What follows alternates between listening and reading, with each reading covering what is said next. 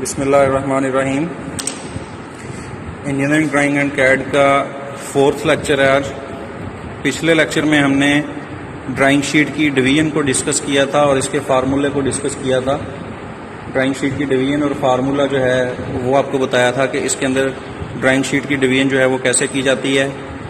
इसकी ऊपर से नीचे की तरफ जो है वो ये स्पेस कैसे छोड़ी जाती है, y double dash y1, y double dash y2 और y डबल डैश, और हॉरिजॉन्टली जो है वो कैसे होती है कि x double dash x1, x double dash x2 और x डबल डैश।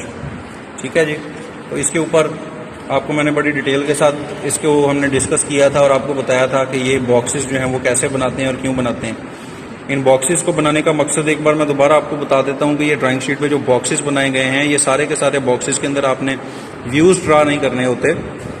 इनके अंदर ये बॉक्सेस बनाने का मकसद ये है बॉक्स के आपने जो भी ऑब्जेक्ट, जो भी व्यू इसके ऊपर बनाना है वो सारे का सारा जो है वो ड्राइंग शीट के ऊपर आराम से पूरा आ जाए और ड्राइंग शीट जो वो बुरी ना लगे। ऐसा ना हो कि सारे के सारे व्यूज़ जो हैं वो एक तरफ बन गए हैं। जैसे इस पार्ट का आपने व्यू बनाना है, ये वाला पार्ट मैंने आपको दिखाया था, ये इसका फ्रंट व्यू है जिसको मैंने ब्लैक किया हुआ है। ये वाला पार्ट अगर आपने बनाना है तो ये यहाँ बना दें, इसका टॉप व्यू यहाँ, साइड यहाँ, तो सारी की सारी शीट हमारे पास खाली बची रहती है। ठीक है। तो आपने क्या करना है, इस शीट को ऐसे एक प्रॉपर तरीके के साथ आपने इसकी डिवीजन करनी है कि पार्ट्स जो हैं वो सारे इक्वल डिस्टेंस पे बने। ठीक है। तो कल इस पे हमने बड़ी तफसील से जो है पिछले लेक्चर में जो है वो हमने इसके ऊपर बात की थी। ठीक है। अगर आपको किसी किस्म का कोई मसला है शीट की डिवीजन अगर जिसको नहीं समझ आई तो इससे पिछला जो वीडियो लेक्चर है, लेक्चर नंबर 3 जो है, उसमें शीट की डिवीजन जो है उसको एक बार आप दोबारा देख लें। ठीक है जी। अब शीट की डिवीजन हमारे पास हो चुकी है। इसके अंदर ये वाला जो बॉक्स है, ये x1 वाला जो बॉक्स है, ये x1 वाले बॉक्स के अंदर जो है वो हम इस ऑब्जेक्ट का फ्रंट व्यू जो है वो ड्रा करेंगे। ठीक है। उसके बाद ये x डबल डैश वाली जगह खाली पड़ी रहेगी। ये x2 का जो बॉक्स है नीचे वाला, इसके अंदर हम उसका साइड व्यू ड्रा करेंगे और ये नीचे इस बॉक्स के अंदर हम इसका टॉप व्यू ड्रा करेंगे। अगर आपका फ्रंट व्यू ऊपर हो, टॉप व्यू नीचे हो और साइड व्यू फ्रंट व्यू के साइड पे हो तो इसको हम बोलते हैं फर्स्ट एंगल प्रोजेक्शन। तो आज हम शीट जो बना रहे हैं ये फर्स्ट एंगल प्रोजेक्शन के ऊपर हम बना रहे हैं। ठीक है जी। तो ये पार्ट है हमारे पास। इस पार्ट के मेजरमेंट्स जो हैं, मेजरमेंट्स के लिए भी हमारे पास एक ड्राइंग मौजूद है। ठीक है। इस पार्ट को हम बनाएंगे। ये सामने आपको पार्ट नजर आ रहा है, इसका जो हिस्सा मैंने ब्लैक किया हुआ है ये इसका फ्रंट व्यू है। ठीक है जी। इस फ्रंट व्यू को हमने बनाना है। इस फ्रंट व्यू को बनाने के लिए देखें जरा, इसके ऊपर थोड़ा सा गौर करें कि इस फ्रंट व्यू के लिए आपको इसके ऊपर कौन कौन से चीजें जो है, कौन कौन सी प्रोफाइल जो है वो नजर आ रही है। अब इसको जरा गौर से देखें। एक लाइन आपको ये नजर आएगी इसके फ्रंट व्यू में नीचे वाली, एक ये साइड वाली, एक ये साइड वाली, एक ये वाली, एक ये वाली और एक ये वाली, और ये एक इसका होल नजर आएगा। जो इसके टॉप व्यू में जो ये साइडों वाले होल हैं, ये होल हैं और ये वाला होल है, ये आपको नजर नहीं आएगा। तो जो होल आपको नजर नहीं आ रहा होगा उसके लिए मैंने आपको पहले भी बताया था, पहले गाइड किया था कि जो होल, जो पार्ट्स के जो फीचर्स छुपे हुए हैं उनको दिखाने के लिए आपने डॉटेड लाइन का इस्तेमाल करना है। ठीक है जी। तो आपने इन होल के डायमीटर के मुताबिक इसी व्यू के अंदर आपने यहाँ पे डॉटेड लाइनें लगा देनी है। तो डॉटेड लाइनें लगाने से हमें यह पता लग जाएगा इस पार्ट के अंदर की तरफ जो है वो होल मौजूद है। ठीक है जी। अब इसका साइज क्या है, इनके साइजेस ड्राइंग हम आपने जब भी बनानी है या तो पार्ट आपके सामने होगा या उसका आपका साइज बताया गया होगा या कोई ड्राइंग शीट आपको दी जाएगी, आपने वहां से उसके साइज देख के जो है वो चेक करना है। इसके तमाम के तमाम साइज जो है हमारे पास इस पार्ट के ऊपर मौजूद है। इसको देखें। सबसे पहले इसकी जो नीचे वाली लाइन है वो लाइन है, नीचे वाला जो इसका पार्ट है, मतलब कि इस पार्ट का जो ये वाला हिस्सा है यहां से लेके यहां तक जो हमने x1 भी इसको काउंट किया था, ये है हमारा 125। ठीक है जी। तो ये हमने x1 का ब्लॉक ऑलरेडी 125 का ये बना हुआ है। तो हम क्या करेंगे, 125 हम इस पॉइंट से लेके इस पॉइंट तक ये हमारा 125 है। तो ये 125 की लाइन जो है हम लगा लेंगे। ठीक है। मैं अभी आपको दिखाता हूं कि 125 जो है वो लाइन कैसी नजर आएगी। ये जी 125 की लाइन हमने लगा ली है। लाइन लगाते हुए इस बात को आपने देखना है कि पेंसिल आपने हमेशा इस लाइन के लिए 4H की यूज करनी है। आपको पहले बताया था कि 4H की पेंसिल यूज करनी है। ये कौन सी लाइन है जी, ये कंस्ट्रक्शन लाइन है। कंस्ट्रक्शन लाइन की एक बार डेफिनेशन में आपको दोबारा बता देता हूं कि कंस्ट्रक्शन लाइन जो है वो एक ऐसी लाइन है कि जिसको यूज करते हुए आपने अपने व्यूज को कंप्लीट करना है। ये 4H की पेंसिल के साथ लगाई जाती है, थोड़ी सी हल्की होती है। इसको ऑब्जेक्ट लाइन भी कहा जाता है, कंस्ट्रक्शन लाइन भी कहा जाता है। ठीक है। इसका मकसद ये होता है कि व्यूज आपके कंप्लीट हो जाएं। तो इसको 4H की पेंसिल के साथ इसलिए लगाया जाता है कि थोड़ी सी बारीक लगे, अगर कहीं से आपको रिमूव करनी पड़े तो आप इसको आसानी से रिमूव कर लो। ठीक है जी। तो ये नीचे इस पार्ट की, ये पार्ट मैं सामने रख लेता हूँ, इसके ऊपर बार बार हम देखते रहेंगे। ये पार्ट, इस पार्ट की हमने ये वाली लाइन, ये जो नीचे वाली लाइन है, ये लाइन लगा ली है। ये कितनी थी जी? 125 mm की। उसके बाद इस पार्ट का ये वाला हिस्सा, ये जो वर्टिकल लाइन है बिल्कुल 90 डिग्री के एंगल पे, ये वाला हिस्सा है इसका 15 mm का, 15 mm का, ये वाला हिस्सा भी 15 mm का। तो अब हम क्या करेंगे, 15 mm की लाइन लगाएंगे। 15 mm की लाइन कहां से लगाएंगे? इस पॉइंट से 15 mm ऊपर जाएंगे, इस पॉइंट से 15 mm ऊपर जाएंगे। ठीक है जी। तो 15 mm की लाइन लगाने के बाद ये पार्ट कुछ ऐसा नजर आएगा।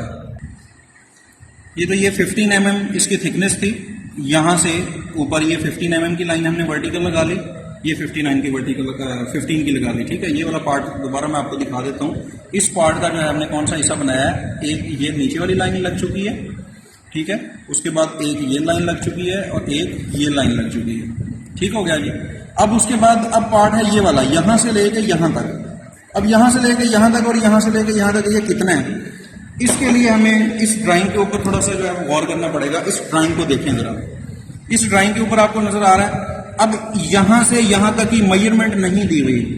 डायमेंशनिंग के असूलों के अंदर आपको मैंने ये बात बताई थी कि डायमेंशनिंग का असूल एक ये होता है कि एक्स्ट्रा मेजरमेंट्स नहीं देनी, कोशिश करनी है कि मेजरमेंट्स जो है वो कम से कम दी जाए।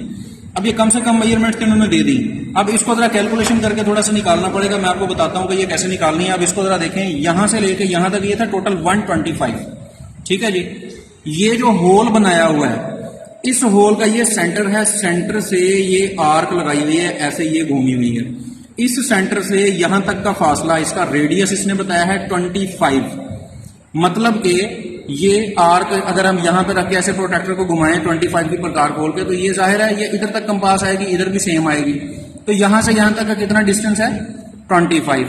तो 25 का डिस्टेंस ये है, 25 का डिस्टेंस ये है। ये 50 आपका इसमें से माइनस हो जाता है। तो ये जो 50 आपका माइनस हो गया, तो बाकी का ये वाला हिस्सा और ये वाला हिस्सा टोटल कितना बचता है? ये 125 में से अगर आप 50 माइनस कर देंगे तो ये बाकी आपके पास कितना बचेगा? 125 में से 125, तो ये हमने 125 में से क्या किया है, 25 हमने इस साइड का निकाल दिया है, 25 हमने इस साइड का निकाल दिया है। ठीक है। यहां से यहां तक 25 था ना, तो ये हमने 25 इसमें से माइनस कर दिया, 25 भी माइनस कर दिया, मतलब कि 50 हमने इस 125 में से माइनस कर दिया, तो बाकी हमारे पास मेजरमेंट बच गई है 75। अब वो जो 75 की मेजरमेंट है, ये वाली, ये इतना हिस्सा और इतना हिस्सा, इन दो पे हमने डिवाइड करनी है। 75 को अगर हम दो हिस्सों में डिवाइड करते हैं तो हाफ इधर आ जाएगी, हाफ इधर आ जाएगी। ये देखें ना, ये इसकी सेंटर लाइन लगी हुई है। ठीक है। सेंटर लाइन मतलब कि 125 का हाफ जो है वो सर्कल से इस साइड पे है, 125 का हाफ जो है वो सर्कल से इस साइड पे है। सर्कल से यहां तक का फासला 25 है। ठीक है। तो अगर हम इसको ऐसे कैलकुलेट करेंगे, 125 में से ये 25 निकालें, ये 25 निकालें, बचते को हम डिवाइड करते हैं दो पे, हाफ ये हो गया, हाफ ये हो गया, तो ये हमारे पास बचेगा तकरीबन 37.5। ठीक है जी। तो हम क्या करेंगे, अब यहां से लेके यहां तक 37.5 है, और ये बिल्कुल इस बॉर्डर लाइन के, ये ऊपर जरा देखें, इस बॉर्डर लाइन के, ये जो बॉर्डर लाइन है, इस बॉर्डर लाइन के बिल्कुल पैरेलल, या नीचे ये जो हमने लाइन लगाई है, इस लाइन के बिल्कुल पैरेलल लाइन हमने ये हॉरिजॉन्टली लगानी है। कितनी लगानी है? 37.5 की, यहां से यहां तक, 37.5 की यहां से यहां तक। ठीक है जी। तो इसके लिए मैंने आपको बताया था कि ट्राई स्केल भी यूज कर सकते हैं, सेट स्केल भी यूज कर सकते हैं। तो मैं फिलहाल यहां पे स्केल यूज करूंगा। ठीक है जी। स्केल की बजाय ट्राई स्केल हम यहां पे यूज करते हैं। ट्राई स्केल के साथ मैंने आपको बताया था कि ट्राई स्केल के साथ जो है वो लाइंस जो है वो बिल्कुल पैरेलल लगेंगी। ठीक है जी। तो अब ट्राई स्केल को यूज करते हुए हम इस पॉइंट पे आते हैं। इस पॉइंट से हमने क्या करना है, 37.5 की लाइन जो है वो हमने ड्रा करनी है। ठीक है जी। तो ये हमने रख लिया। ये देखें, अब इस पॉइंट के ऊपर जरा गौर करें, ये मैंने 15 पे रखा है। 15 से 37.5 कहां बनेगा? 15 से 16, ये 10 mm, 20 mm, 30 mm, 35 mm, 6 और 7। तो ये 37.5 पे मैंने डॉट लगा लिया है, और उसके बाद ये मैंने लाइन ड्रा कर ली है। लाइन ड्रा करते हुए आपने इस बात का ख्याल करना है कि लाइन को ड्रा करते हुए आपने बार बार इस तरह से ऊपर इसके पेंसिल नहीं फेरनी। आपने एक बार इसके ऊपर पेंसिल फेरनी है, उसके बाद पेंसिल उठा लेनी है, बार बार इसको आपने डार्क नहीं करना। इसी तरह इस साइड से मैंने 27.5 की लाइन लगानी है ट्राई स्केल के साथ। ये ट्राई स्केल रखने का मकसद क्या है कि लाइनें आपकी बिल्कुल एक्यूरेट रहें। तो ये 27 पे है, इससे वापस जाते हैं 10 mm, 20 mm, 30 and 30.5, 3.5, 6 और 7। तो ये 37 7.5 की लाइन मैंने यहां से भी ड्रा कर ली है। तो अब आपको शक्ल जो है वो ड्राइंग शीट की कुछ ऐसी नजर आएगी। ठीक है जी, दोबारा इस पार्ट के ऊपर वापस आते हैं। ये पार्ट आपको नजर आ रहा है। अब हमने क्या किया है, ये वाली लाइन आपकी लग गई, ये वाली लाइन लग गई, ये वाली लाइन लग गई, ये लाइन लग गई, ये लाइन लग गई। अब इस पार्ट को जरा गौर से देखें। इसका ये वाला कुछ हिस्सा जो है वो थोड़ा सा सीधा है, कुछ हिस्सा बिल्कुल, ये वाली लाइनें जो है वो बिल्कुल ऐसे पहले पैरेलल ऊपर जा रही हैं, उसके बाद ऊपर से इसकी जो है वो प्रोफाइल गोल है। ठीक है, तो अब ये जो लाइनें हैं ये कितनी ऊपर जाती हैं, इसको देखने के लिए वापस इसी ड्राइंग शीट के ऊपर आते हैं। ठीक है जी, अब हमने क्या करना है, अब हमने इसकी टोटल ये वाली हाइट जो है वो काउंट करनी है। अब ये टोटल हाइट जो है वो इसकी कितनी बनती है, अब इसको जरा गौर से देखें। इसके सेंटर से लेके यहां तक ये डिस्टेंस आपको बता दिया गया है 25 का रेडियस, मतलब कि सर्कल के सेंटर से यहां तक 25 का रेडियस है। तो यहां से लेके यहां तक टोटल कितना है, इसकी हमने मेजरमेंट इसके ऊपर नहीं दी हुई। वही डायमेंशन का असूल है, जैसे मैंने आपको बताया था कि डायमेंशन देते हुए आपने इस बात का ख्याल करना है कि डायमेंशन आपने रिपीट नहीं करनी, डायमेंशन को आपने क्या करना है, रिपीट नहीं करना। तो अब इसको जरा गौर से देखें। इसको मैंने बताया है 15 mm। ठीक है जी, इसके सेंटर से यहां तक का फासला कितना बचता है, 25 mm। तो 25 ये हो गया और 15 ये हो गया, ये टोटल कितना बचता है, 25, 35 और 5 40। ठीक है जी, ये 40 बन जाता है। रेडियस 25 का, 15 की इसकी थिकनेस, तो ये कितना बच गया, 25 और इसका 5, 30 और 10, 40। ठीक है, तो ये टोटल आपको मैंने कितना बताया था। ठीक है, ये टोटल आपको मैंने बताया था कि इसके टोटल है 55। ठीक है, इसके साइड व्यू के ऊपर हमने मेजरमेंट दी हुई थी 55। तो ये कितना बनता है, 40 का मतलब ये है कि इस 55 के टोटल लेंथ में से अगर हम इसको माइनस कर दें, इसको माइनस कर दें, यहां से लेके यहां तक माइनस कर दें, तो हमारे पास इस पॉइंट से लेके इसके सेंटर पॉइंट तक का डिस्टेंस जो है वो आ जाएगा। तो इस 55 में से आपने 40 को माइनस कर दिया, तो बाकी आपके पास डिस्टेंस कितना बचता है, 15 mm का। मतलब कि ये वाली लाइन आपने वर्टिकल उठानी है 15 mm, ये वाली लाइन आपने वर्टिकल लेके जानी है 15 mm। ठीक है, तो अब ये दोनों लाइनें 15 mm की लगाते हैं और फिर आपको दिखाते हैं। इसको जरा देखिएगा, 15 mm की लाइन अब हमने लगानी है बिल्कुल वर्टिकल लाइन जो है वो आप इसके साथ भी लगा सकते हैं, ट्राई स्केल के साथ भी। अच्छा, एक चीज और है कि सेट स्केल के साथ लगाते हुए आपने इस बात का ख्याल रखना है कि ये देखें, ये जो सेट स्केल का जो ये साइड वाला किनारा है, ये साइड वाला एज जो है, इसको आप बॉर्डर लाइन के ऊपर रखेंगे। बॉर्डर लाइन आपने हॉरिजॉन्टली लगाई हुई थी, आप जब इसको बॉर्डर लाइन के साथ रखेंगे तो इसका ये एक साइड वाला एज जो है बिल्कुल इस तरह से 90 डिग्री के एंगल पे आएगा। ठीक है जी, तो अब हम 90 डिग्री के एंगल पे जो है आपने इस तरह से लाइनें लगानी है। इस हम ड्राइंग शीट को अब साइड पे करते हैं। यहां पे हमने 90 डिग्री पे 15 mm की लाइनें लगानी थी। तो ये 15 mm की लाइन हमने ऊपर को लगानी है। ऊपर को हम कैसे ड्रा करेंगे, अब ये देखें जरा। ये इसका ऊपर वाला एज हमने इसके बराबर कर लिया, साइड वाला एज हमने इसके ऊपर रखा।